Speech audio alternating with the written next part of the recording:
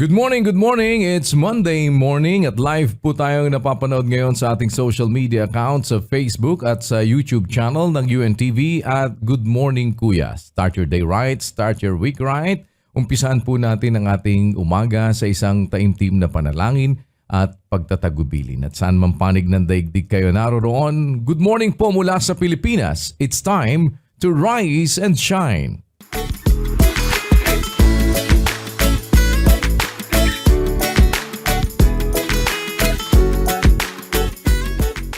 Sa araw po na ito ay papasalamat tayo sa Panginoon sa isa pang mabuting pagkakataon na muli ay ipinagkaloob sa atin at sama-sama po naman tayo na aabot pa rin sa ating mga kapwa-tao. Kasama po ang ilan sa ating mga kapatid sa MCGI o sa members ng Church of God International upang tayo po ay tulong-tulong naman na umabot sa ating mga kapwa-tao. Regardless kung ano po ang kanilang religious affiliation, ang kanilang political affiliation, kulay, lahi, wika, kung tayo po naman ay mayroong munting maitutulong, pagdamutan po ninyo ang aming makakayanan kasama po ang ating mga kapatid sa MCGI. At naroon po ang ating representative sa Tarlac, si Brother Leo Swing. Brother Leo, good morning sa inyo dyan sa Tarlac. Rise and shine!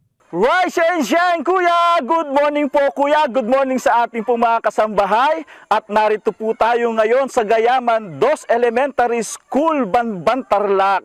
Kasama po ang ating pong mga kapatid dito po sa Gayaman 2 Chapter. Upang ibigay po ang munting kahilingan ng ating pong mga teacher dito. At mula dito po, Kuya, sa Gayaman 2 Banban, Tarlac, kami po ay bumabati ng... MCGI shines, God be the glory, forgiving. Yeah. Maraming salamat Brother Leo Swing at sa lahat po ng ating mga kapatid dyan sa MCGI. Salamat po sa inyong partisipasyon at sa patuloy naman na pagtuwang upang tayo ay sama-samang maging maliit na kasangkapan ng Panginoon na ang kanyang kabutihan ay makarating sa ating mga kapwa-tao. Babalikan po namin kayo in a little while diyan sa ating mga kasama po sa Tarlac na atin po na mga abutin ngayon ay babalik po kami pagkalipas lamang po ng ilang mga sandali para po naman tayo ay sama-sama pa rin na makatulong at makaabot sa ating mga kapwa-tao. Samantala ngayong umaga po, turuan muna namin kayo ng magluto ng pork katsudon. Paano ba yan niluluto? Narito po sa ating Cook It Right. Ang recipe natin ngayon ay galing pa sa Japan. Ano yan, ramen? Iye. Ano? Good morning, Kuya Rise and Shine, mga kasambahay. Ang lulutuin natin ngayon ay traditional Japanese dish. At ang dish na ito is a rice bowl, Topped with a deep fried breaded pork cutlet. egg, and vegetables. Hoy! Ito ay ang pork katsudon. Oishi! Oishi! Tara! Magluto na ta! Let's cook it right!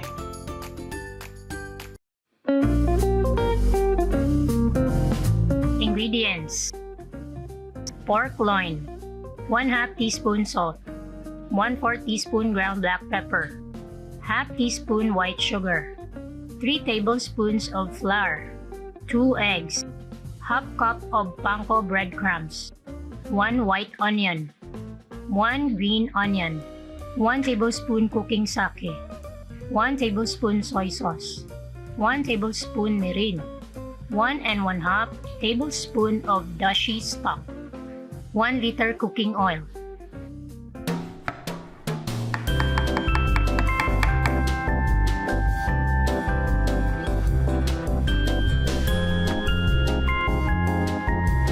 Tanggalin ang balat ng pork loin kung meron. Gamit ang tip ng kutsilyo ay ikat ang part ng loin in between fat and flesh para hindi bumaluktot ang karne during frying. Tenderize ang karne gamit ang likod ng inyong kutsilyo. Paghaluin ang salt, ground black pepper, at white sugar.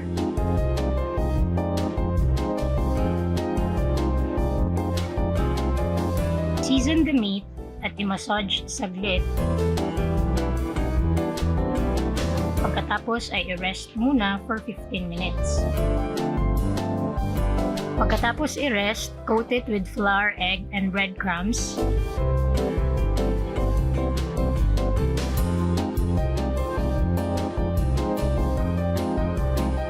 At make sure na well coated ito at i-press para firm ang pagkapit ng breadcrumbs. Sa kawali ay maglagay ng mantika at painitin ng 160 degrees Celsius or 320 Fahrenheit. Pagka naabot na ang tamang temperature, lower the heat at ilunod ang breaded pork meat 3 minutes each side.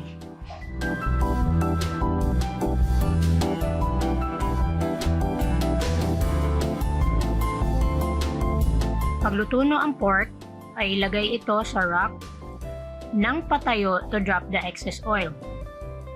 Habang pinapa-cool down ang katsu ay gawin naman ang kaishi sauce. Ilagay sa saucepan ang sake, soy sauce, mirin, at dashi stock. Antayin itong kumulo and let it simmer for 2 minutes. Pagkatapos i-simmer ay ilagay ang sliced white onions sa katakpan at antayin maging translucent. Habang inaantay natin ito ay ikat ang katsu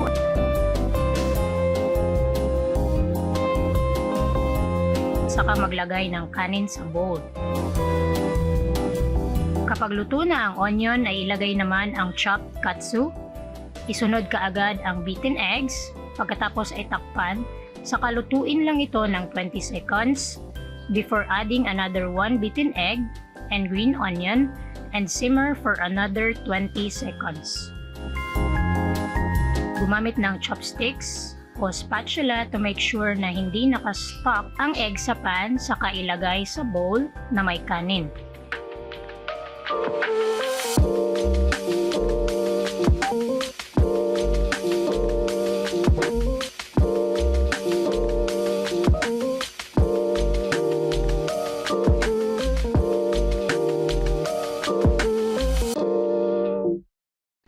Ayan, luto na yung ating... Pork katsudon. Ang ibig sabihin ng katsu ay... Breaded fried pork cutlet. Ano naman ang ibig sabihin ng don? Hindi. Ang ibig sabihin ng don ay donbori, a rice bowl with toppings. Tara, kain tayo! Huwag natin kakalimutan na bago kumain, manalangin.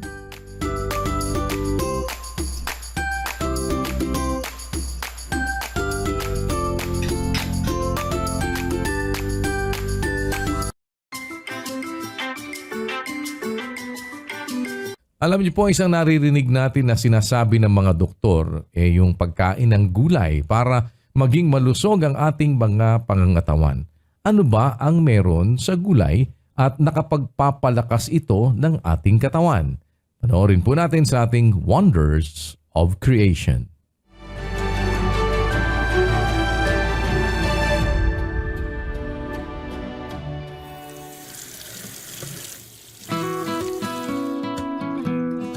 Sabi nga nila, health is wealth. And one way to achieve it ay ang pagkakaroon ng maayos na diet. At kung sustansya ang pag-uusapan, vegetables will always be served on our plate. Ang gulay na kilala ring vegetables or veggies sa Ingles ay edible plants na mayaman sa vitamins, minerals, fiber, antioxidants at marami pang iba. Dahil dito, mahalagang bahagi ang mga ito sa isang balanced and nutritious diet. There are actually a variety of vegetables in the world, ngunit karaniwang binubuo ang mga ito ng mga dahon, tangkay, ugat, at mga bunga. At dahil sa sari-sari nilang kulay, texture at lasa, ito'y nagbibigay buhay sa iba't ibang mga pagkain at putahe. Sa dami nila, they are usually categorized according to their features. For example, some are leafy vegetables. Halimbawa nito ay ang mga spinach, lettuce, kangkong, at marami pang iba. Meron ding mga root vegetables kung saan kabilang dito ang mga carrots, radishes, potatoes, and much more. Ang ibang classification ng gulay ay ang mga gourd vegetables like onions, legumes, edible flowers, cruciferous veggies gaya ng broccoli, and nightshade vegetables tulad ng kamatis. Indeed, Eating vegetables gives great contribution to our health. Ang pagkain ng gulay ay nakakatulong na mas mapababa ang mga risks ng mga chronic diseases, pagmamanage ng ating body weight, and of course, sustaining our natin ng gulay sa ating mga hapagkainan. Fun fact, alam nyo ba na ang malunggay or moringa ay considered the national vegetable of the Philippines?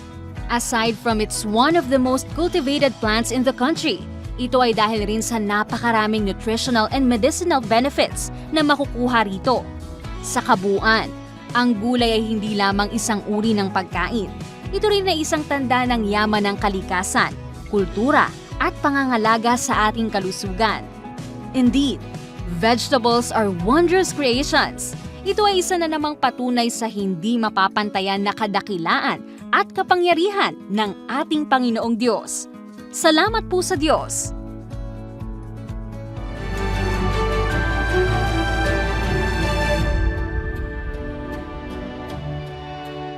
Alam po ninyo, ngayon ay napakalaganap na ng iba't ibang mga plataforma na ginagamit sa komunikasyon. Nariyan po ang social media at ang iba pang mga plataforma po na ginagamit para makapag-communicate.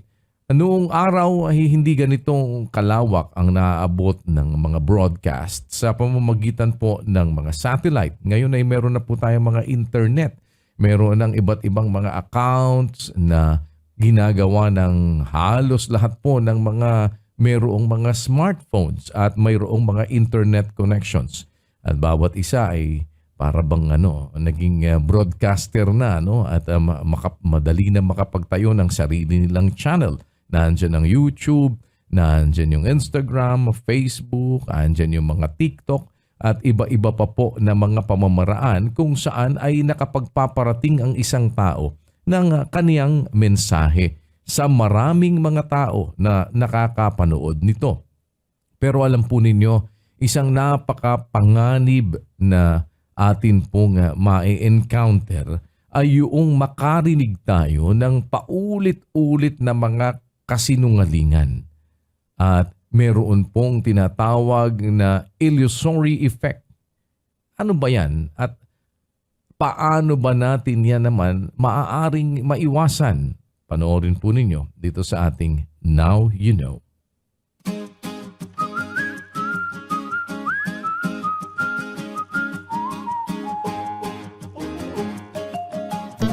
Uy, iinom lang ako nito. Papayat na ako agad. Matry nga. Oops, wait lang ha.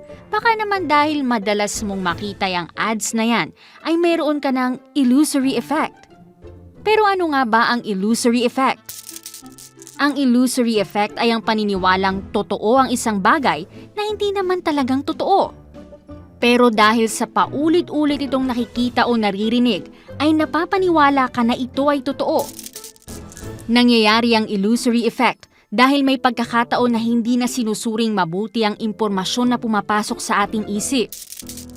Sinasabing ito ay dahil sa araw-araw ay may average na 35,000 na desisyon ang ginagawa ng ating utak.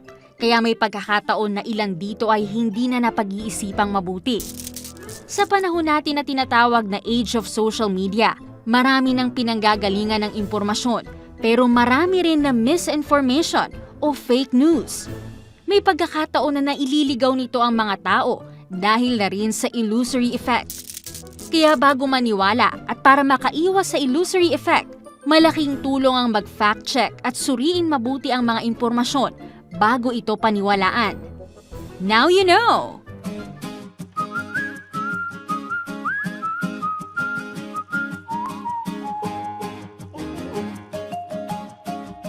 Isa po sa mahirap na gawin ay ang maging consistent. Pero alam ba ninyo na mayroong mga tips paano tayo magiging consistent, lalo na kung meron tayong gustong matapos na isang trabaho o proyekto? Panoorin po ninyo sa ating You Can Do It.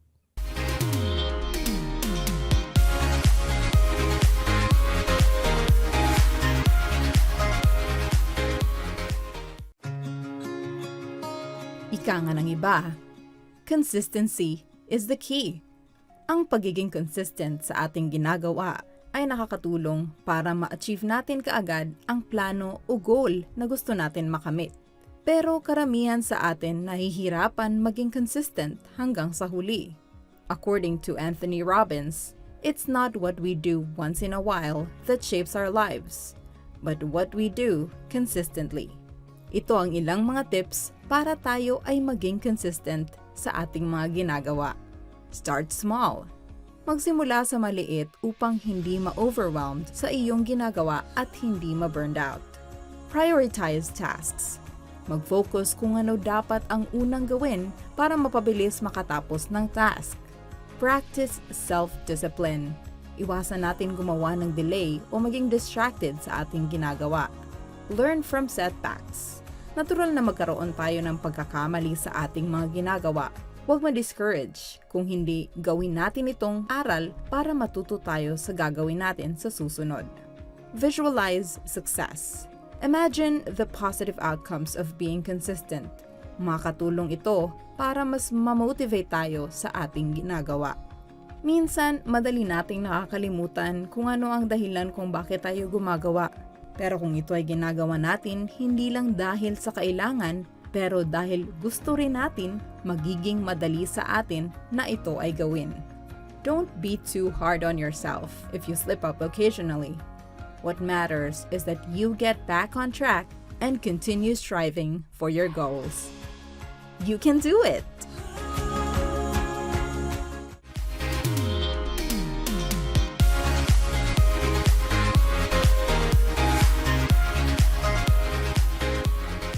Balikan na po natin sa pagkakataong ito ang atin naman pong mga kapatid sa Members Church of God International o MCGI sa dako po ng Tarlac. At ating alamin kung sino po sa ating mga kababayan naman ang ating sama-samang tutulungan o aabutin sa pagkakataong ito. Kasama po ang MCGI. Naroon po sa Tarlac ang ating representative si Brother MJ Mendoza. Brother MJ, good morning sa inyo dyan sa Tarlac once again. Rise and shine. Opo, good morning kuya at rise and shine sa ating mga kapatid at mga kasambahay. Nandito po tayo ngayon sa Banban Tarlac sa Sitio Gayaman 2 kung saan tayo po ay tumugon sa pangangailangan ng Malasa Integrated School. Kung saan tayo po ay nakabahagi sa awat tulong ng Panginoon ng mga school supplies at mga cleaning materials. At bukod po doon kuya, ay nagsagawa din po tayo ng mga brigada eskwela kung saan naglinis ho tayo ng mga classroom at mga kapaligiran. Ayan. At ngayon po makakasama natin si Ma'am Janica at si Ma'am Chazel. Ayan. Ma'am, bati naman po kayo sa ating mga kasambahay. Magandang umaga mga kasambahay. Ayun. Ma'am, bahaginan niyo naman po kami ng konting idea or background nitong eskwelahan po na ito.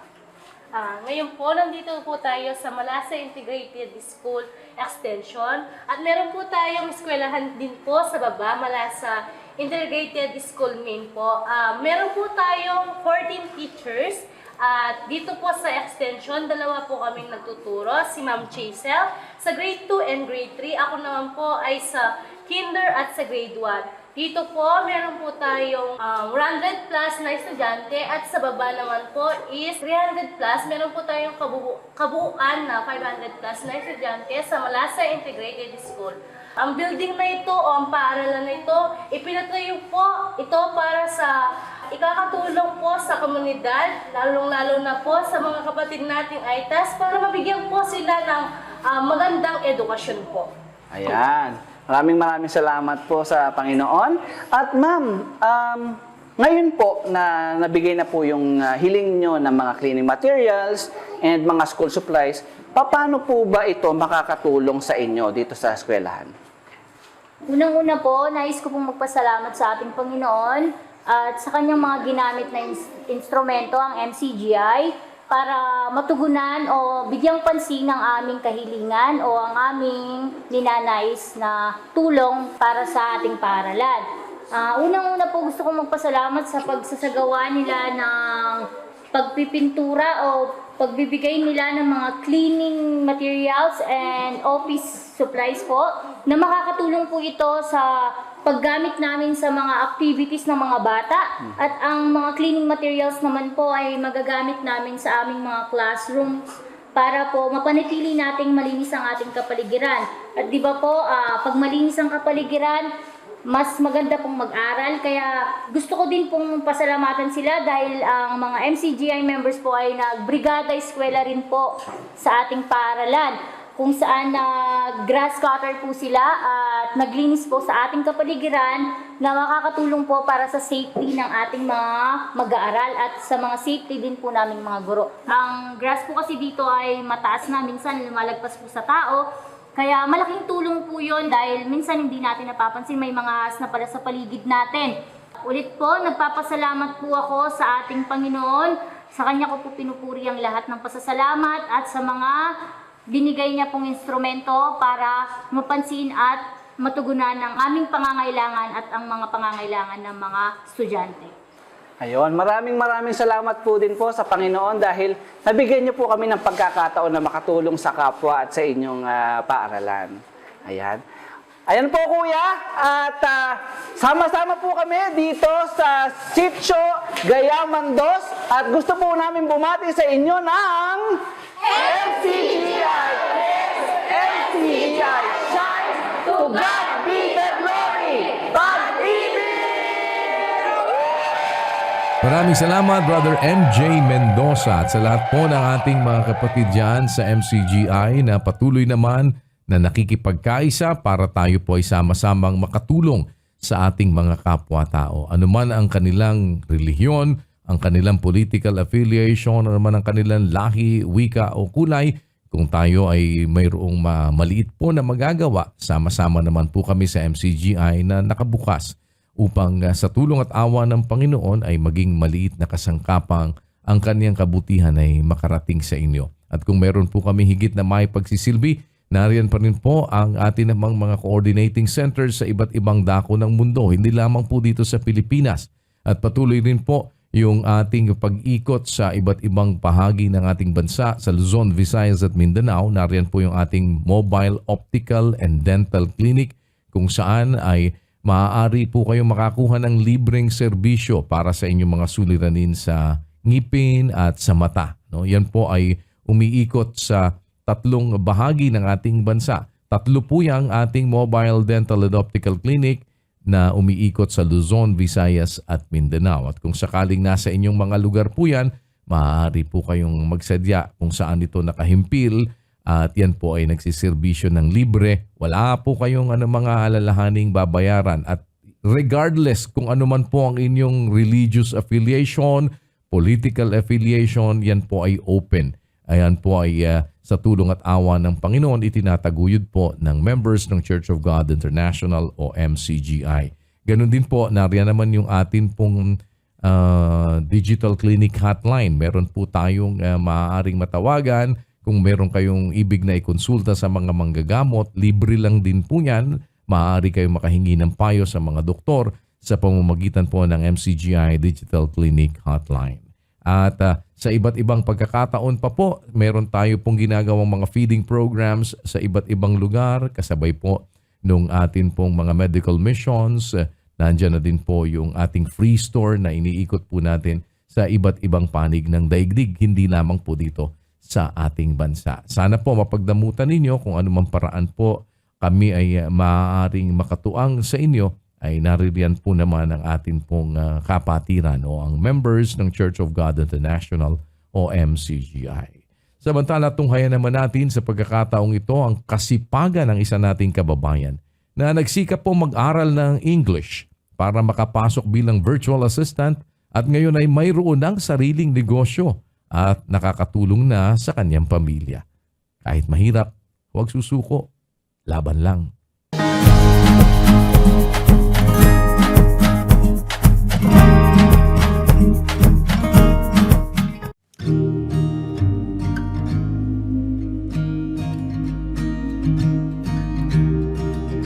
Ako po si John Janel C. Mutilla, 34 years old, nakatira po sa Dasmariñas, Cavite.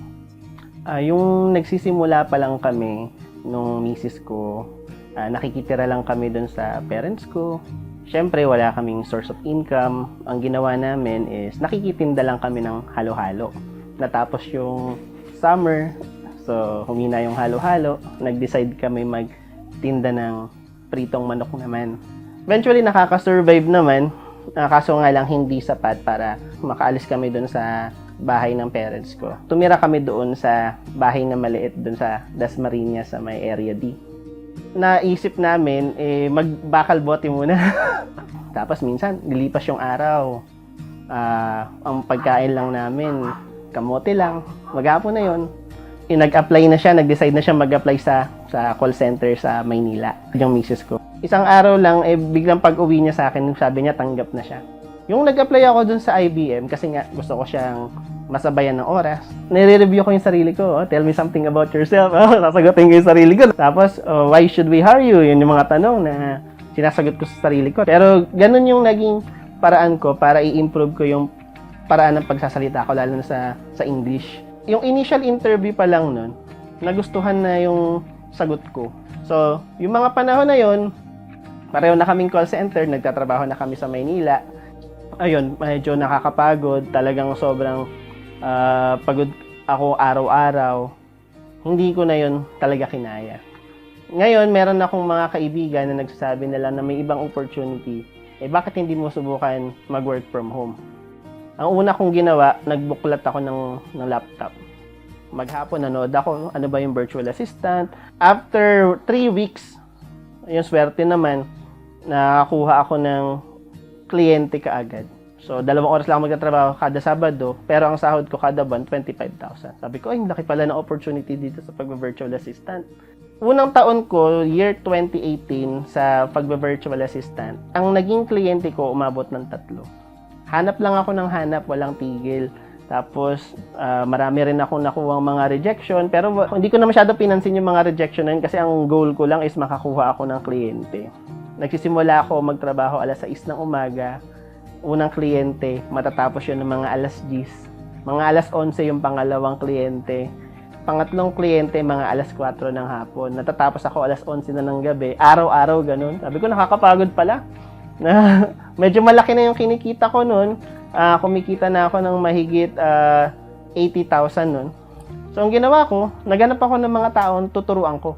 So, nag-outsourcing na kami. No? So, ang ginagawa ko, nakikikat na lang ako. Tapos, hindi pa doon huminto yung opportunity. Tapos, yung mga kaibigan ko doon sa dating company na pinanggalingan ko, inudyukan ako, sabi sa akin, bakit hindi ka magturo? Sinubukan ko. Sabi ko muna, nagpalibreng klase muna ako. Nagsimula kami sa 100 na tao. Tapos, yung 100 na tao na yon naging 1,000. Hanggang sa umabot ngayon, malapit na siya mag 100,000 na yung followers ko. Nakaka-receive na ako ng feedback ng walang humpay na pasasalamat ng iba't ibang tao na may kliyente na sila, marami na silang kliyente, malaki na yung kinikita nila. May iba, mas malaki pa sa sahod ko, malaki pa sa kinikita ko. Nakapagtayo na kami ng iba't ibang mga negosyo. Ang sinimulan muna namin is milk tea. May nag-establish kami ng lugawan. So yung lugawan namin, nagbunga na agad ng pangalawang branch. Ayun, araw-araw, hindi bababa ng 10,000 yung kita namin. Which is, yun na rin yung pinambabayad sa mga expenses, pasahod ng tindera. Tinitreat po nila kami hindi bilang empleyado. Tinitreat po nila kami bilang parang mga kaibigan, pamilya. Hindi po nila pinaparamdam sa amin na empleyado niya lang kami. Matagal ko po silang nakasama. Naging kapitbahay po namin sila. Marunong po silang makisama sa ibang tao. Ako po si Lara Marie Motilia, asawa po ni John Jinel. Naalala ko po dati, nung nagsisimula pa lang kami, ang kinabilib ko po sa asawa ko, hindi talaga siya tumigil hanggang sa, yung maabot niya yung goal niya. Sa risk lang siya ng risk. Pero yung mga risk naman na po niya na yun, awa naman po ng Diyos, successful naman lahat. Siyempre, nakabili na kami ng mga bahay, nakabili na rin kami ng mga sakyan, tapos yung mga tuition ng mga bata, binabayaran na namin ng in full, di na siya hulugan. Dati kasi hirap na hirap kami sa hulugan eh. na kahit na nagtatrabaho ako, tapos may negosyo kami, marami pa rin kaming oras para sa sarili namin, syempre, family time, may mga family time pa rin kami. Siguro yung maipapayo ko lang sa mga taong madali panghinaan ng kalooban, lalo na sa mga oras na nahihirapan tayo, siguro wag tayo agad-agad susuko. Kasi sa experience na meron kami nagpapatuloy kahit na kami ay nahihirapan. Kasi gusto namin ma-reach yung aming gustong mangyari. So, ang papayo ko lang sa inyo, lagi lang tayong magtiwala sa Diyos, lakipan lagi ng sipag at tiyaga, laban lang.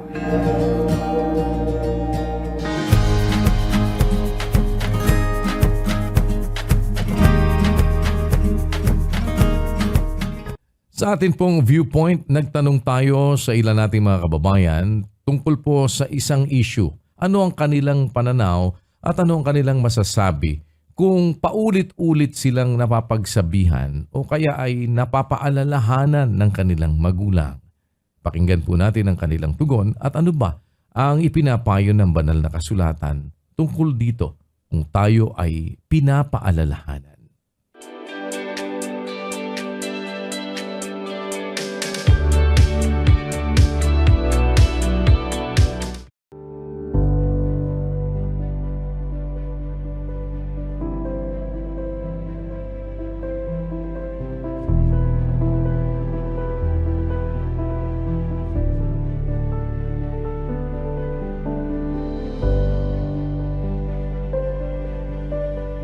Wala naman po, kasi para sa akin naman po yun eh.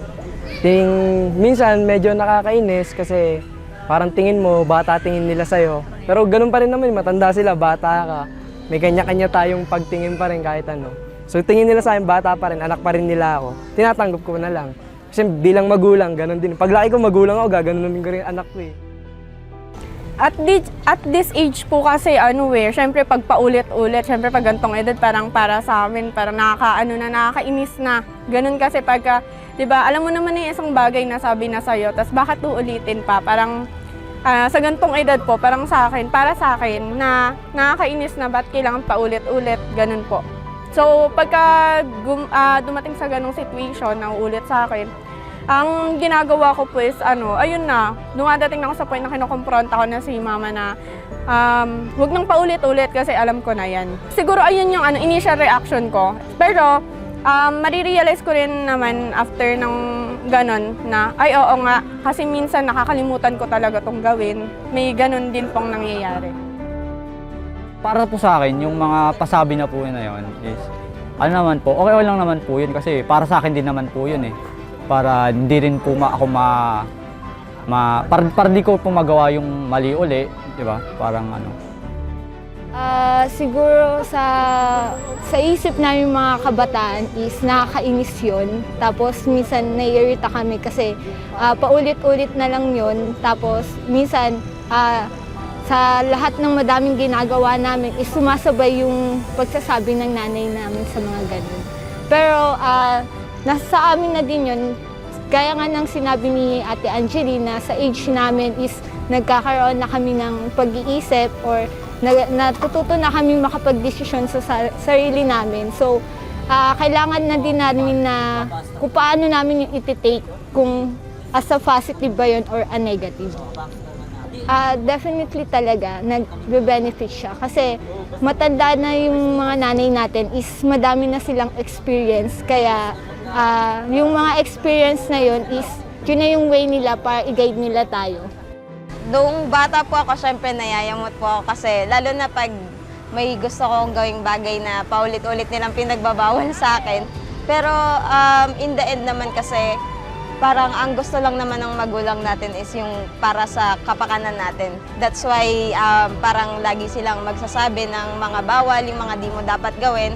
Hindi naman nila sinasabi yun para pagalitan ka lang, yung parang trip lang nila na wag mong gawin to, which is parang tinuturuan ka din nila ng lesson. Kasi may times na hindi ka makikinig sa kanila, then may kita mo yung negative na outcome. Ngayon, parent na din kasi ako, so yung anak ko pag paulit-ulit kong pinamagalitan, nagagalit din siya sa akin, which is nararamdaman ko kung ano yung nararamdaman ng parents ko nung bata ko pag di ako nakikinig sa kanila. So, gusto lang nila na mapabuti tayo. So, sa una, kung hindi natin maintindihan, eventually, maintindihan din natin. So, para sa akin, intindihin na lang natin sila kasi they just want what's best for us. Hindi naman masama kasi parang nire-remind lang nila tayo na ganito yung tamang gawin mo kasi ganito yung makakabuti sa'yo. Kasi hindi naman sila uulit na, or hindi sila paulit-ulit na magsasabi sa atin kung gagawin natin yung sinasabi nila. So if in any case na nakalimutan natin, nandyan sila para i-guide tayo, so papaalala nila sa atin yung mga dati nilang sinasabi sa atin para parang mabalik tayo sa track kung ano yung talagang dapat natin ginagawa. Sa psychology, mayroong 4 na parent communication styles o ang paraan ng pakikipag-usap ng magulang sa anak. Ito ay ang authoritarian, permissive, authoritative, at neglectful. Sa 4 na ito, sinasabing ang authoritative ang pinaka-effective dahil bumubuo ito ng positibong kapaligiran para sa mga anak. Pero mayroon pa ring mga patakaran o rules na ipinatutupad ang magulang. Kasama rito ang pagpapaalala sa anak ng mga dapat gawin o ng mabuting asal. Pero kung Biblia ang tatanungin, papaano nga ba nagpapaalala ang Diyos sa kanyang mga anak para gumawa ng mabuti? Ang dahilan, mga kapatid, kung ito ay inuudyo ka ng Diyos gumawa ng mabuti, kung naintindihan lang natin, dahil mahal tayo ng Diyos. Yun ang dahilan. Para tayo rin ang makinabang. Mahal ka ng Diyos pagka nakakaramdam ka na mayroong kang pagnanasang gumawa ng mabuti. Let us put it this way. If in any instance you are going to feel the urge or the desire to do what is good,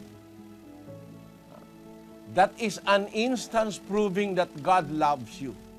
Because that desire will not come without God's insinuation.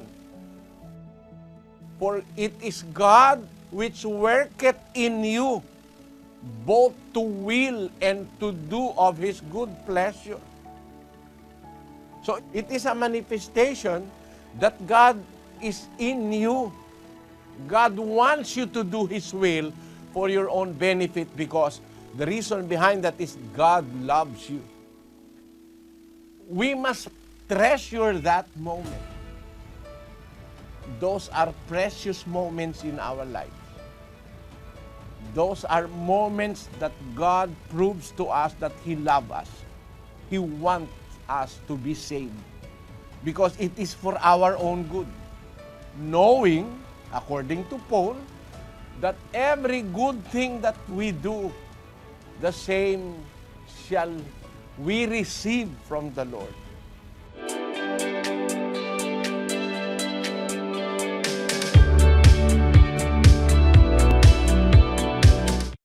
Sa atin naman pong patuloy na layunin na maipalaganap ang paggawa ng kabutihan at ang pag-ibig sa lahat upang tayo ay maka-encourage na ang bawat isa sa atin po ay magsamantala na kung mayroon tayong mabuting pagkakataong nakikita ay gumawa tayo ng mabuti sa ating mga kapwa-tao. Kagaya ng lagi nating sinasabi doon sa 3:27 po ng Kawikaan na huwag nating ipagkakait ang mabuti sa kinauukulan pagka nasa kapangyarihan ng iyong kamay na ito ay gawin. Kaya muli po, tayo ay gumawa ng isang social experiment at panoorin po ninyo ang atin pong mga naging reaksyon mula sa ating mga kababayan.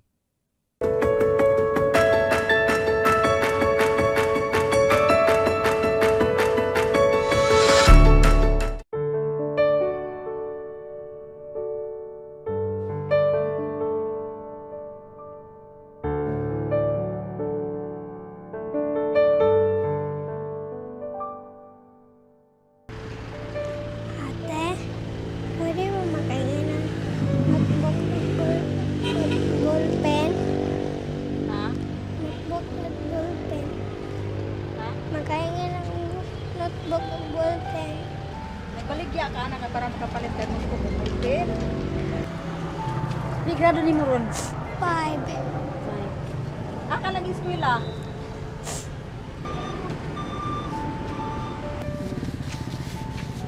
Barko ha, ng notebook.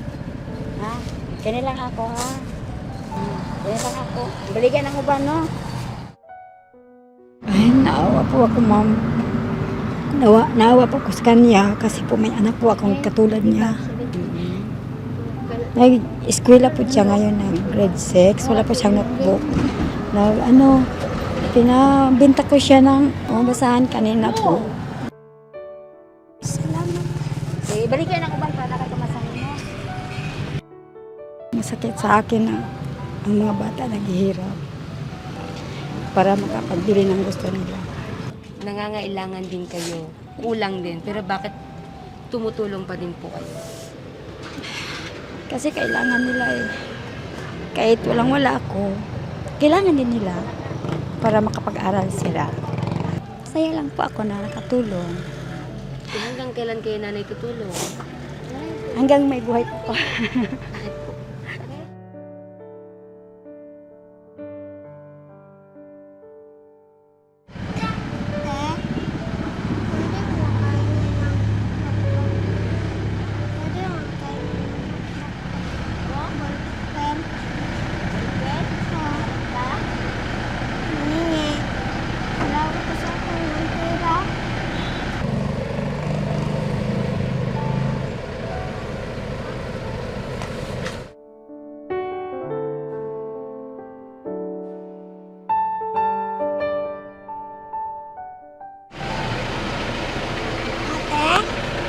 Pwede mo makahingi ng papel, ballpen?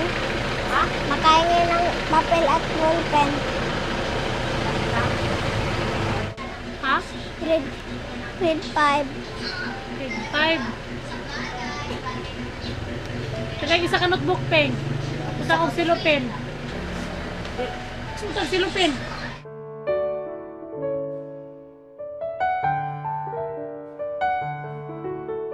Salamat sa Diyos po, te.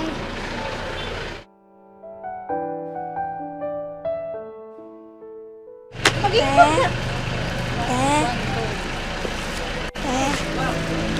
makahingi. Pwede mo mga ballpen at notebook. Mangayo. Kaya na siya ballpen at notebook. Sa grade ni mo? 5. Grade 5. Na lang.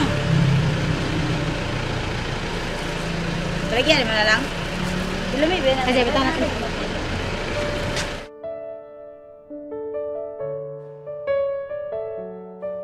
Akong gitanaw sa iya ha, iyang kuan luoy gid siya tanawon.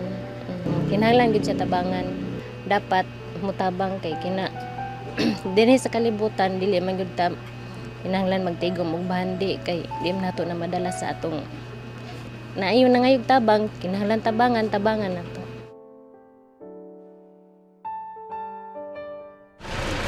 Salamat. Salamat, te. Naranasan ko na rin po kasi maging working student. Kaya alam ko po yung pakiramdam na while nag-aaral ka is nagproblema ka ng financial support sa pag-aaral mo.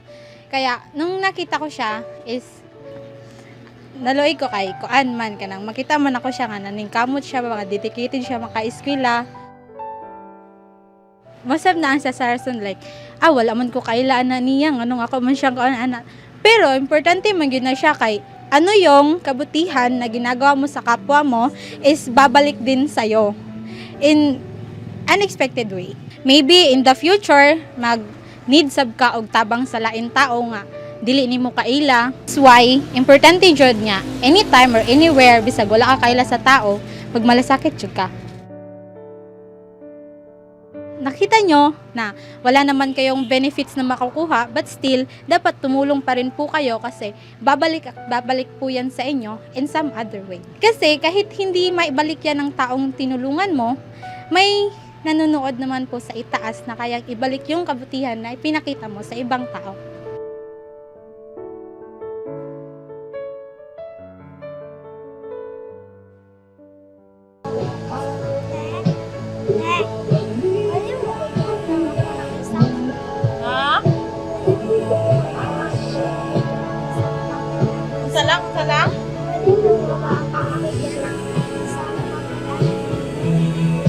Manghingi ka ng notebook, lapis at ballpen.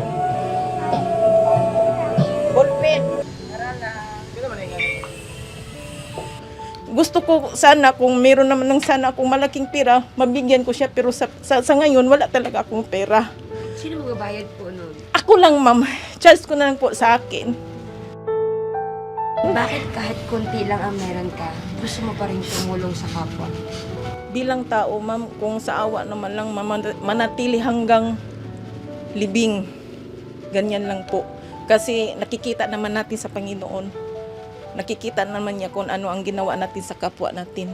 Hindi natin alam, baka yung batang yan, pagdating ng araw, paglaki niya, maalala niya ako.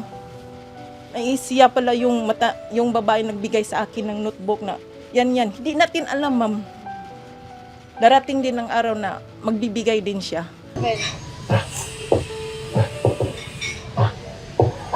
Salamat po Hanggang kailan kayo tutulong sa kapwa? Hanggat kailangan, ma'am. Kasi ayaw ko, ma'am. Ayaw ko talagang makita na mayroong maghihirap, ma'am. Kung pwede pa lang sana, yung mga tulad yung mga matatanda, sa tingin ko nga wala talaga silang kapira-pira, walang makain. Sa tingin ko lang yun, kung wala talaga silang pira, bibigyan ko sila pag mayroon akong pira. Ma'am, naniniwala ka na yung pag gumagawa tayo ng mabuti, hindi magbubunga ng masama? Hindi, ma'am. Magbubunga talaga yan ng mabuti, ma'am. Hindi yan magbubunga ng masama. Bubunga talaga yan ng mabuti. Kasi yan ang sabi ng Biblia, ma'am. Yan nakalagay sa Biblia. Kung anong ginawa mo sa kapwa mo, yan ang babalik sa iyo. Gising ang Diyos. Kahit anong gawin natin, gising ang Diyos, hindi natutulog. Nakikita niya ang ating mga ginawa sa kapwa natin.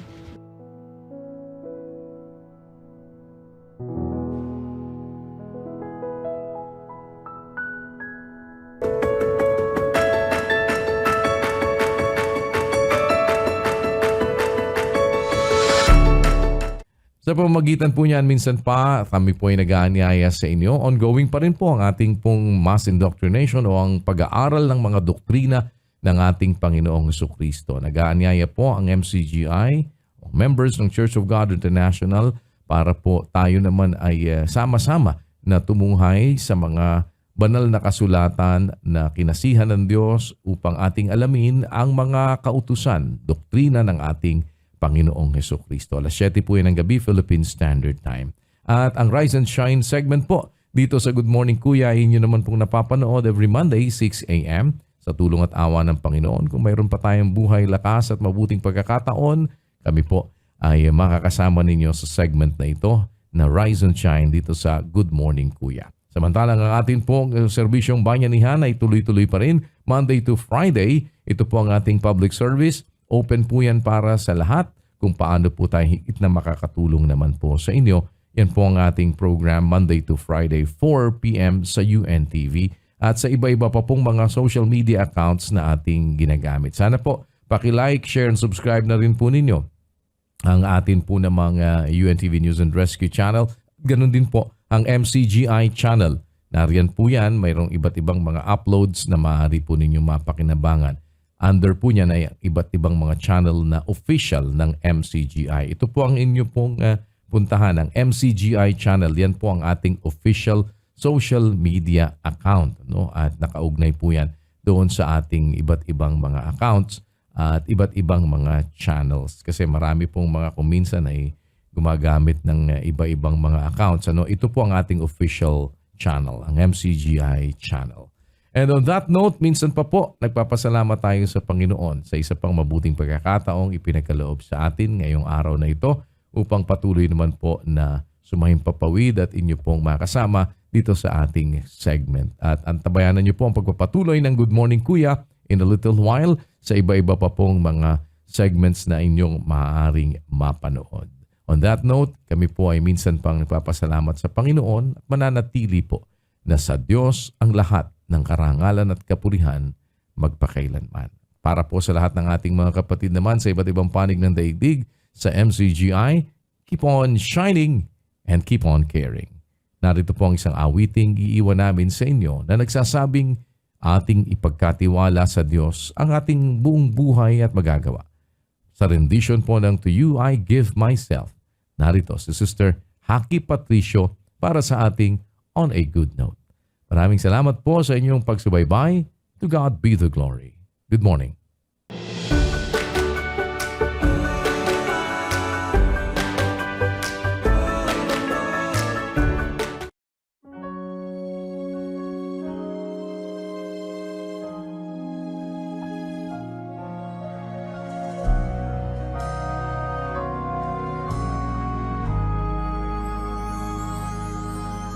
To you I give myself and I surrender, 'cause I'm nothing if not under your care. The best of me happens only when we are together.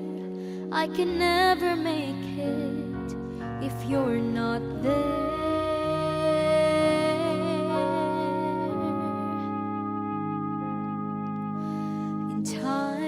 Of miseries, in times of trouble,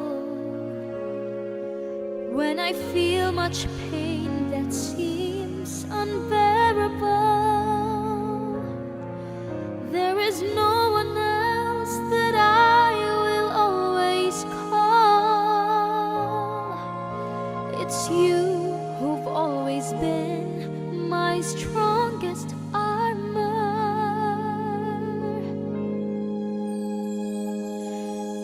There is nothing in this world that I can give you. I only live and shine because of you. I beg you, please, take me wherever you go. I'll follow your lead. Just walk me through.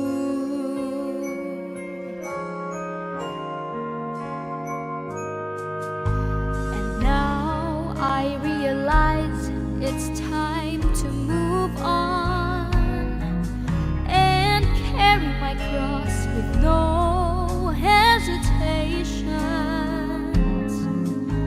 I need to be just what you want, standing firm on my ground. Hold my hand and let me be the man I am. In times of trouble, when I feel much pain that seems unbearable, there is no one else that I will always call. It's you who've always been my strongest armor. There is nothing in this world